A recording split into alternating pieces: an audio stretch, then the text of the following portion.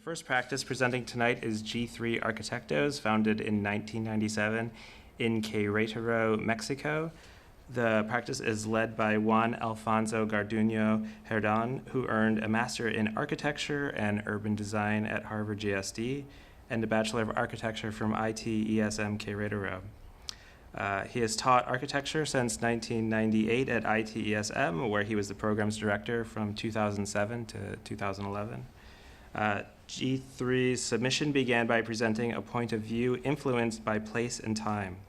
It reads, "The traditional understanding of stability and permanence in architecture is challenged in developing countries with a shortage of built structures and a lack of resources. The work of our office begins with the available resources, material, labor, and time, to enhance a meaningful relationship with context and to dignify the habitable experience." Please join me in welcoming Alfonso Garduño.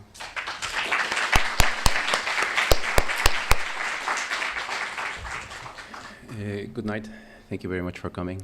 It's such an honor to be with important persons such as Todd. Thank you very much for coming. I had a tequila to see if I could be a little bit nervous, and if not, I will apologize in advance for my English. So,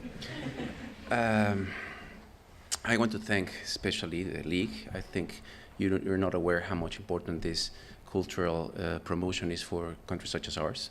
So for young firms such as ours. So thank you very much to all the team. Thank you very much, sincerely, Anne, Matt, Marta, Rosalind. I like to thank, obviously, all the people who have put on hours work and sweat to all these projects in a long story of our office, as you already heard. And especially starting with my partners, Maria de Los Angeles and Armando Gonzalez from the very beginning. I like to thank to all the people in the office that has been there for many years. I'd like to thank very much Beto Meucci, a young associate that has just arrived, which has really helped the office to boost up. I really like to thank my wife for accompanying me and supporting all the time. Thank you very much, Anna. And she's co-designer of one of the homes you're going to see tonight. So I'd like to thank, to finalize, just like to thank my family, my parents especially, because they are represent a lot of influence and inspiration for myself. So we've been taught typically in the school in how to understand the space and how to resolve problems with space in a traditional manner, a way of teaching architecture. However, obviously, we tend to understand also the user, but in our practice, we're really interested in having a large context of understanding of each problem. So this dichotomy, we like to have it more into a soul space, and rather than designing spaces, we like to think in experiences. So a very recent family trip into La Tourette, which is a obviously inspiring space with light proportions, has a lot to do, but half of it is also about being there with the family, with your kids, seeing them run, seeing them quiet and coloring a book, or just relating it to the landscape, into the light. So once again, this dichotomy, if we want to layer up, just to explain a little bit more how we work, we would start by showing that this space, we've been taught to understand form, we've been taught to understand construction, materials, proportions, but on the other hand, even if we have some education for that, we really are interested in the other context, the ecological context, the economic context, the political context, the social context, which in many cases are way more important than the spatial component of our works. And sometimes they lead us into any strategy to step back in the typical anxiety of an architect to build. So these all layers are addressed in every project because we have to think through those. However, they pass through a conceptualization filter that allowed us to re-evaluate and emphasize which topics or which layer would be the most important ones in each of the projects we're going to be dealing with. So this graph, you will see it just in a few projects. We can just either academic or professional. They represent some of the interest we look at and how these variables change a lot. Also the methodology to address those. So just very quickly, some of the projects we have done in many years. So The impermanence. As you already heard, we tend to have this lack of structures and resources to resolve our spatial concerns. However, you can see in this image, even if this light tent was placed for this Sunday game, where there's such a hostile space with rocks and dust, there's still an aim to colonize this space and to be there for a project there.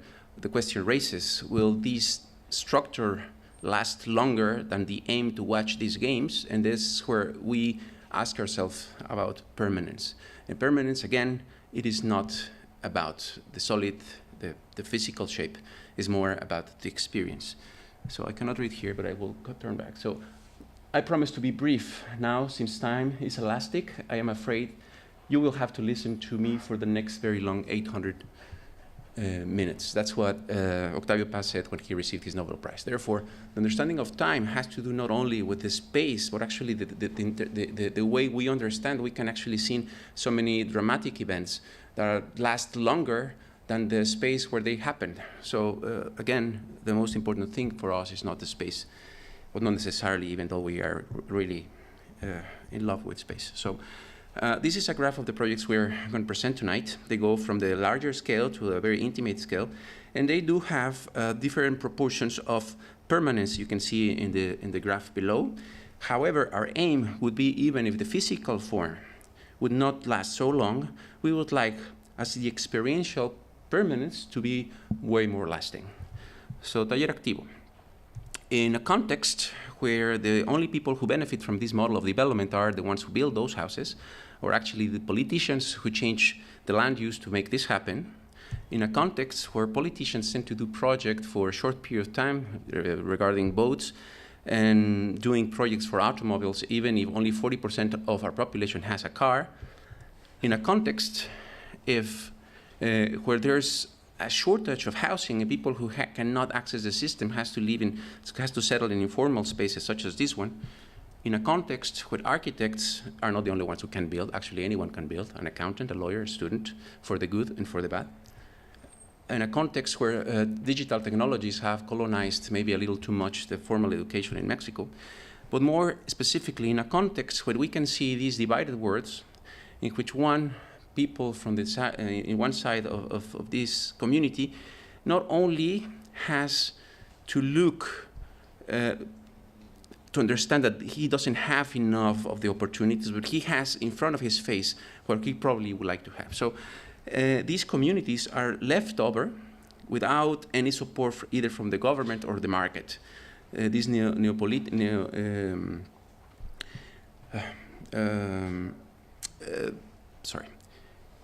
So if they don't find opportunities by the formality, they have to find them in the informality. Therefore, we have the rise of the drug cartels, kidnapping, robberies, and this is the way they just have to find their way out into this neoliberal model of development. So we want to ask ourselves, what do architects should do to help or to contribute with these developing cities? Or in specific research we have is, could an alternative model based on the collective realm substitute our present neoliberal model? So some learnings from the first 3 years of this experiment. Public space is really valuable, but if people is not involved, the public space will get empty. If you understand the dynamics of a community and actually empower them, in 1 year, the most modest project can actually be doubled by the community itself. If you find people that like contribute, but there are not enough, you don't have critical masses, you also will find some failures. The project is not about a finalized space. The most important part of the project is the process in which you actually are arranging, fixing the division and friction that are inside of the community, as you can see in this project. And also, we know and we understood in these 3 years that the physical intervention is just half, even less than that for the development of a community. They're sometimes more important to have an economic development project, cultural project, rather than just have a physical space. So we have learned a lot with these first 3 years. We learned, for example, that people will participate if they see a direct reaction in what their action did. If they don't see any results, they will stop participating. So projects have to go really fast, and they have to generate results very quickly. And also, if you understand or you are able to seek and to find communities that really participate, and you empower them, they will really grow the participation, not only inside of the community, but in the community surrounded. So this is what we sent to the Bienal, which is a project of research, Altos de San Pablo, Territories of Community Empowerment, constructing a social participation for a new territorial development. These are the 2 sheets we sent that I will explain a little bit more in detail, not much. So, marginalization is really linked to collaborative work because they have to group themselves to be possible to get their properties. So, and also is what the city really needs. So we mapped in the city of Querétaro the most marginalized areas in the first circle. In the second one, there's analysis and a map and the rate of participation in that delegation. In the third circle, it's a place we found, which is a community or a group named La Esperanza. And the third one is a map developed by mapping where the people in the La Esperanza group lived. So that was the place where we were going to intervene. The methodology. In the first image, you will see where we find the most participation in a territory, and then we empower it. Participation grows not only in the community, but actually around the community. And then what happens is that you empower the communities that have risen up.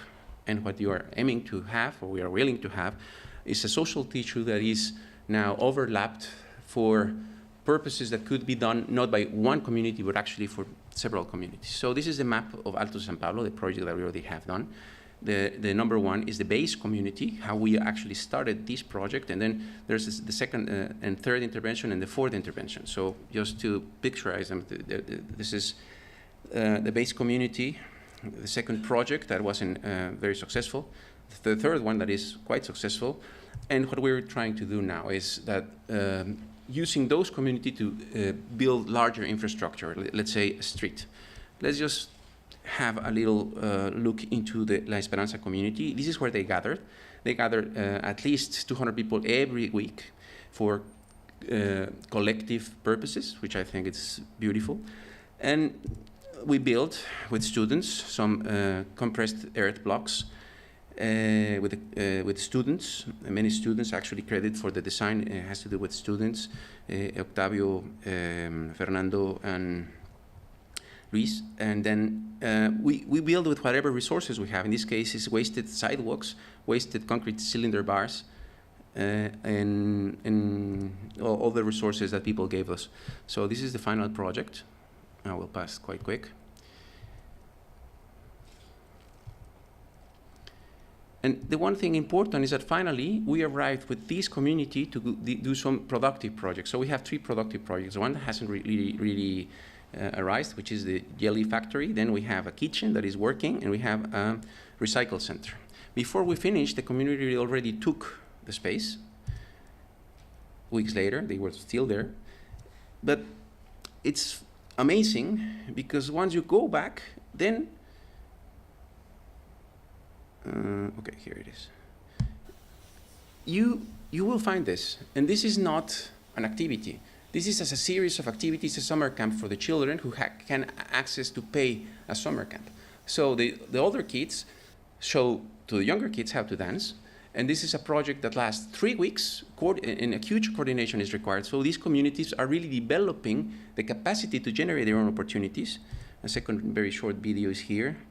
They were able to bring someone to get their own professional gym with equipment and professionals. And so the community has access to things that they wouldn't just because we made a tent and they did the circus. And it's just amazing how much they can actually get by their own. So a reflection of how to build city is we can have 350 million bridge for people who have a car, or 875 projects for people who has no opportunities. The next project is a project for the children. This is Kinder Álamos. It's in the 5 years of our lifetime where we actually develop ourselves the most. emotionally, psychologically, physically. It's very important these 5 years to how we're going to be developing in the rest of our lives. When we see this image and we answer what this is, we typically would say it's a box. And the same thing happened when we asked the teachers of this kindergarten if they could draw a house. This is what they draw.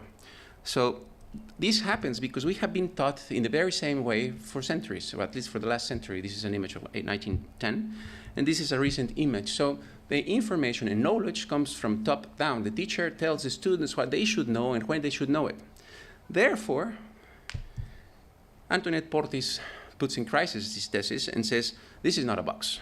So what are you doing inside of that box? This is not a box. But why are you dressing with a box?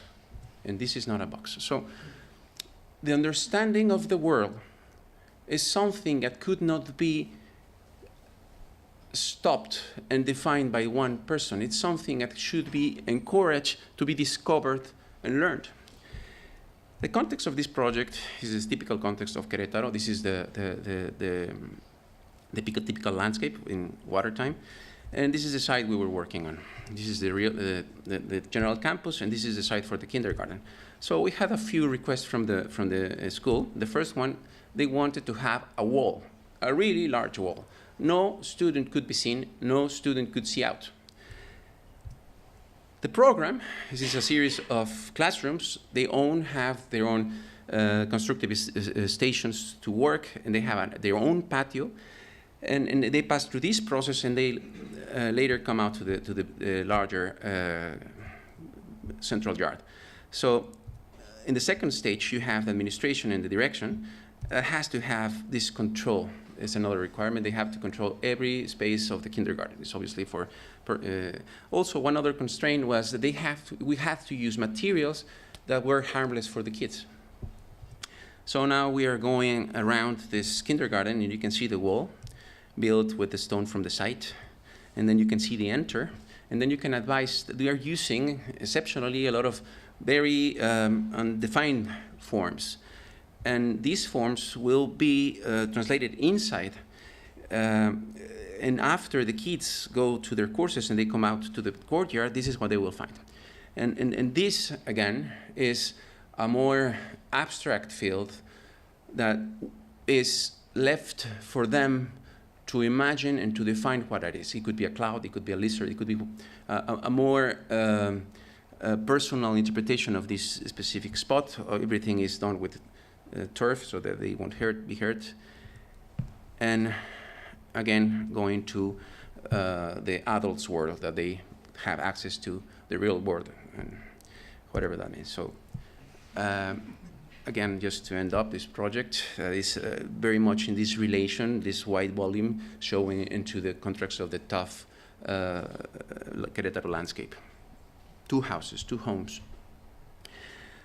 It is a quite interesting theme for us. We have designed houses for many years, but we never arrived to do a house that we believe we really feel like that should be a house. So we have these 2 opportunities that really are glad to. We really think in, let's say, the houses of the house of the 3 courtyards for Mies van der Rohe, in where the house is totally introverted for the inhabitant to live there out of the public realm, to see and contemplate the garden and to build himself, to question himself and to build himself, which is actually one of the things we really like as this first space, as Joanny Palasma says, this is the first place in how we relate to the world, especially time-wise. So this is the space where we think is the most important space for the human beings to be, and we think it should be introverted. So this is more or less the site. So that's the plot. Clients like this place to be related to the creek and to the natural landscape.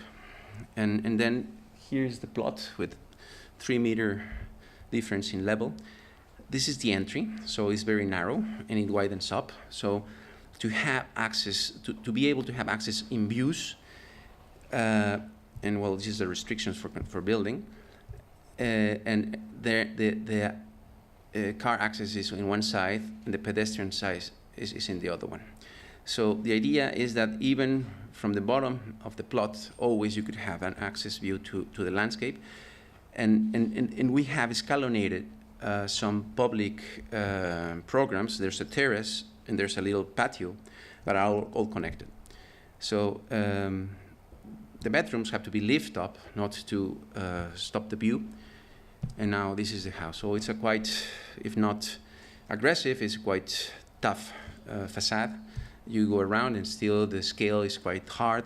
And once you go closer, the scale comes a little bit smaller, and then you change dramatically the scale, the texture, the light, and the view. You open the view, and then you're in relation with the landscape. For this matter, we built all the bricks. Octavio here is the builder. He did a great job, but we built all the bricks by hand with a machine of 300 pesos. About $300, and we use these materials because we learned it from the communities, and we really think it's a beautiful material. And then material was very good to frame and to emphasize the light. So I have more material. Well, so all the time you're connecting the views with the landscapes. This is the terrace. This is a view of the terrace, and then this is an important point for us. So this is stairs, and the stairs it's point where you change from the public realm to the private realm. It's a transition that is quite important to us.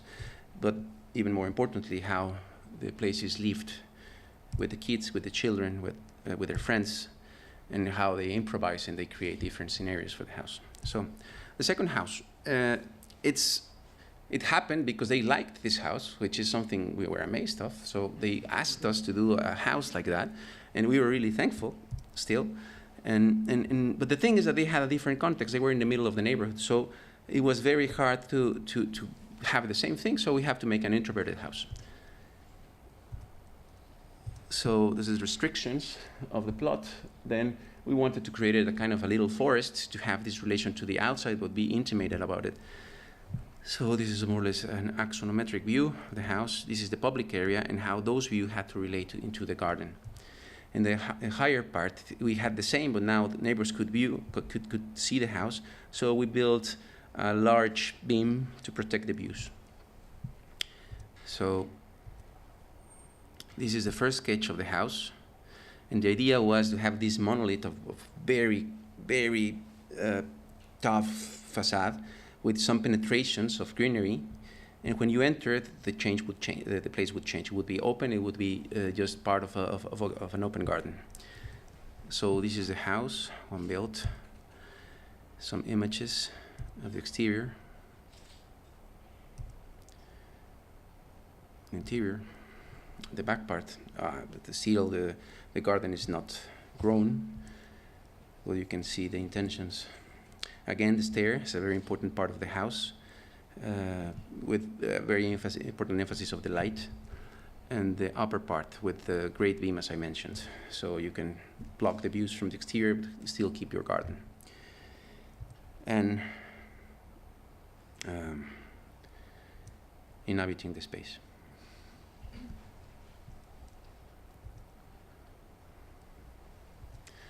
Okay, El Eco. This is a project for the individual. The man of the 20th century feels overwhelmed by so much functionalism, so much logic, and so much usefulness within modern architecture. This is a declaration of Matthias Geritz. Matthias Geritz opened in '53 this museum. This museum is a manifesto, a built manifesto of the emotional architecture, as he mentioned it. And it was not a frame for art. Mainly, it was a place that encouraged more interaction with arts, with other disciplines such as dance, theater, or any other manifest. So the competition that we were invited, that we didn't have a chance to win, was about building inside of this patio. The only thing left over of this patio is a large column. And even if young friends who have won this and built this space and with fabulous, extraordinary interventions, they have never looked at the column. So for the first time we saw, okay, let's think of the column. From 55 to 71, Matthias Geritz explored immensely the idea of the towers. Actually, they did the satellite towers that are very important. But there were other ones that were more interested to us. these are the ones that we think really are important, because they were inside of Matthias Gerrit's studio. To enter, it was a small space. You had 7 columns, 7 meters tall, and you have to actually pass through them to get into the working space. They were all in black, in white, white in white, and they had no purpose at all, just to be there.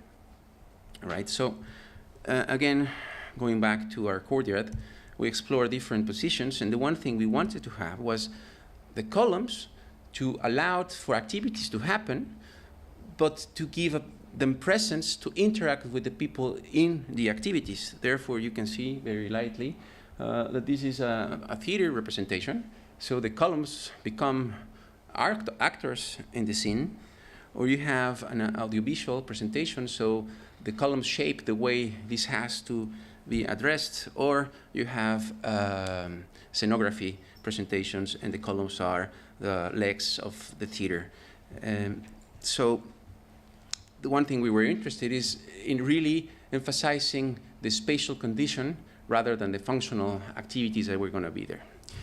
And now, how to build it? We understood that we could maybe make 5 columns. That's what we thought, but we were not going to do something that we could not achieve. So we did a prototype. This is a prototype we did, and it's the great conflict about this column is that it's 12 meters tall, 60 centimeters wide, 1 meter long, and it could not have any footings. It's a 3-month installation, so it has to be self-carrying, and it cannot be the ground could not be perforated, just as here. So we did a concrete dice, and we did some foam elements that were in compression, and it fell down many times. But we ended up having this structure achieving the resistance for the wind of 35 kilometers per hour. So that was quite enough, according to the analysis we did to the site. How we are in time? Okay. So this is a very short video that was important to us to build it. So this is a very short part of the video that happened to be very beautiful, because even Matthias Gerrit mentioned that this was a spoil of his work, making towers. Architects really like to make towers, but this is so spoiled. So in this way, I think this is our spoil. We are trying to connect the earth with the sky. The project is this. We have the columns, we have some elevations, we have the internal view, which is quite important for the organizers, and then we have the models we did. We cast this in bronze, as Matthias Gerrit, and we did a few models. Finally, we decided that the columns had to be covered with plaster, and it was very important because people who went there long ago would know that the column was there. But probably, if they were not familiar with it, they would forget which column that was. So they would need to be in the research of the space, because this is not the right space. Something happened. So we were counting in the air to blend the outside columns and to throw plaster into the soil and to show up which the original column was. So this process of understanding the space, revisiting the space, and to redefine the understanding of that space is quite important. And I think this is a beautiful site by Octavio Paz. Every time that the memory tries to recall something, it reinvents it. The replica is never accurate. By fortune, memory is creative.